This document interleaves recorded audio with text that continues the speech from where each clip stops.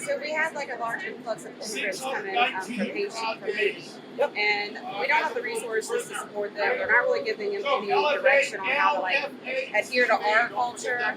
And so like Trump made this statement about these animals, so that's what really is blown up here. But I don't want that to be the focus because there's a lot of other problems like safety in our streets, our healthcare being overrun, our housing, and all the financial assistance they're receiving.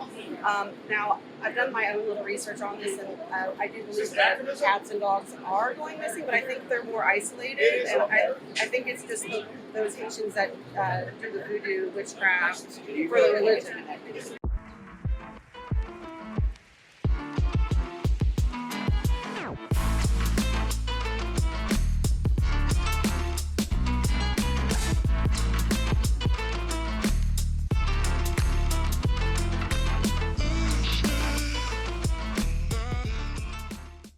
All right, so I'm here today with, what is your name? Sunny. Sonny?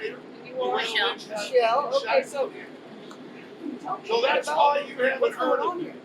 So we had like a large influx of immigrants come in from Haiti. Yep. And we don't have the resources to support them. They're not really giving them any direction on how to like adhere to our culture. And so like Trump made this statement about these animals, so that's what really is blown up here. But I don't want that to be the focus because there's a lot of other problems like safety in our streets, our healthcare being overrun, our housing, and all the financial assistance they're receiving. Now, I've done my own little research on this, and I do believe that cats and dogs are going missing, but I think they're more isolated, and I think it's just those Haitians that do the voodoo witchcraft for the religion. I think it's connected to that. Now, the geese and the ducks and stuff in the park, I'm not convinced that they're not doing that. Well, I've talked to a county worker who wanted her identity concealed, but basically that's what she said. She was driving through the park and she watched two Haitian males running with a blanket or a sheet, threw it over the geese, and then snapped their necks and threw them in the bag.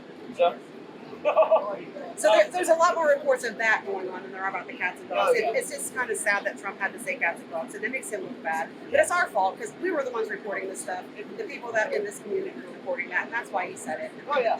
But it's not to say that there's not issues going on here, for sure. Yes. But normally when you've got an extreme on this side and an extreme on this side, there's a truth somewhere in the middle. Definitely, definitely. I said that, so it's just stuck in my head. But anyways, so apart from the dogs and the cats, you know, what are the biggest problems? Well, there's people in our community that are being displaced from their homes because these landlords are getting some kind of kickback to allow these Haitians into their residence, and they're getting more money for it. So I've seen my homeless population go up. Like there's some down at the Speedway down the street from my house, and I've never seen that before my whole life. I've been here 4 years. I know I've had a lot of people, and I don't know because I haven't dug enough into it, but a lot of people are saying that you need to look into this property laws, that your mayor Rue had some kickbacks, and that's why he didn't want to run for mayor again, I guess. That's what people are saying. I haven't been able to confirm or deny Yeah, that. I can't either, so Yeah. it's just, it is hearsay. I've heard that, yes. Okay, so, driving, is that a big issue? So I don't know how these Haitians are doing it, but they flip cars like on a daily basis. There'll be cars upside down the road. Like, how? How? I know. I was here last Friday as well. On my way into town then, I'm positive I was behind one because they were doing like 8 miles an hour, stopping in the middle lane, and it's not a middle lane, you know, just literally stopping in the middle of the road for no reason. Today, I almost followed one up a one-way because they went to make a left turn. There's a lot of that. I went to just following traffic, and people honked horns, and I was like, oh, I went the right way. They just kept on trucking, ended up over the median, driving through the grass. Yeah. I didn't get a chance to film it. That's like a daily thing. Yeah, that's what course. everybody Yeah. says. Yeah. All right, well, is there anything else that you want to share, things you see, things you notice as you're here? Well, I know that we have the commissioners meetings every other Tuesday at City Hall. I've tried to attend, and they put a limit on how many people that could get in there. And at once we all started like coming, so I haven't actually gotten in. But I feel like they don't hear us. They don't want to hear us. They don't. They make comments on open mics that they shouldn't about us being people they don't want to deal with, basically, right? And that's crap to me. Yeah, that's good. For sure. So, what are you guys' thoughts on all of the fear and all of the stuff like that that's going on, the bomb threats, and just the obvious elevated security presence here. Honestly, I feel like after Trump said that, it kind of brought all the media presence here, and so things started cutting loose. And I feel like it's to kind of keep people inside so you don't see what's really going on around here. Because I've noticed you don't really see the issues out that much. Oh, yeah. Since Scare tactic. That's like, what everybody the comments said. been made, and They're some of my hiding, friends- or I've even had some people claim they're being paid, which we don't know. You don't know, but well, some of my friends, I guess, are on those. There's a Haitian sites on Facebook with groups, and they were making comments about being told to stay inside after all this while the movie was here. But I don't know if that's true or not. That's just what I've heard. But it is strange that they haven't been really that present.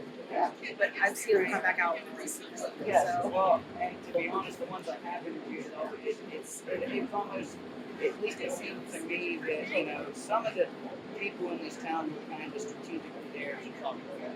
right. It seems. Yes, I could be wrong. I really could be wrong, but Yeah, you know, I agree. That's probably how it could stem from reason there. They might have just been the ones that spoke English. I don't know. You know, but that's my impression. You know, and the ones that actually know things or seem to know things that are going on honestly seem scared to talk. Seem scared to say it. We had some friends that were going to come with us that were too scared to come down here. So I'm not scared. You know? Sonny and Michelle were a couple of the courageous ones. Those who were willing to set aside the looming consequences that may come from speaking and chose to speak with me as they awaited to hear what Vivek Ramaswamy had to offer us in Springfield, Ohio. Sonny and Michelle both told me about the housing issue that I've heard from so many people. They told me about the driving issues, the healthcare issues. I mean, these are problems that are not being dealt with, that need to be dealt with, that need to be figured out. There have been, again, 20 to 30,000 people, and I just got a report from somebody local today that there was another couple hundred bust in just today. So it's not done. It's still growing. The problems are not over. And the problems are deeper than what any of us are suspecting initially. If you look at my new friend Michelle here, her shirt is basically about human trafficking awareness. And when we get down to the nitty gritty here, there are so many people crying out about not just human trafficking, but sex trafficking going on in Springfield, Ohio. What a shame. And what a shame that people are in such a state of fear that they're unwilling to speak about it. They're unwilling to even come to an event such as this Vivek Town Hall meeting that allows people to basically give their opinions and to come together collectively to talk without the fear of repercussions. You know, the only two rules Vivek laid out that night were honesty, don't censor yourself, and respect. Respect those that may have different views apart from yours. And that was it. And it was a beautiful night. It was a night that allowed people to share their concerns, to share their hearts. And we saw that. Sonny and Michelle are no different. They came forward and they wanted to share their truth. They wanted to give their story, and that's what they did. So Sonny and Michelle, I appreciate you for speaking with me. For the rest of you watching, I ask that if you appreciate what we're doing, that you would just hit the like button, subscribe to our channel, because it's supporters like you that keep me going, that show me that what we're doing here is important. Because it is important. Regardless of how many of you decide to do what I'm asking you to do, however many of you subscribe or like, it doesn't even matter. Because the people I'm talking to, their voices matter. Their truths matter. And so I'm going to diligently continue to cover this story. There will be protests coming up on September 28th.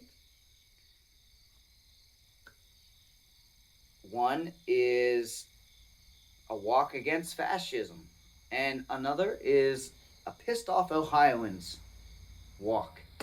And I don't know how it's going to go. I pray for peace. I pray for understanding. I pray for commonality amongst everybody involved, that we may come together, and it may be a sign of hope. It may be a sign of change. That's my prayer. I fear, though, that there will be many people outside of Springfield that want to blow this up into something that it never should be. Because I'll tell you right now, the people of Springfield are not racist. The people of Springfield are diverse. The people of Springfield care about their neighbors. And that's why there's such a huge outcry from Springfield. Because they realize that not just are their neighbors suffering with multiple families and single family dwellings and seeming indentured servitude going on, human trafficking. These people are taken here and basically taken advantage of because of their situation. Now, yes, they have it better than what they assuredly had in Haiti. That is absolute truth. But what's going on in Springfield is not fair to the residents, the long-time residents of Springfield, and it's also not fair to the Haitian immigrants. So let us come together. Let us come together and find answers. Let us come together and find a way through this, because that's what we need. We need to come together as Americans and figure out what's the best path forward for all of us. Until next time, embrace the stories that matter.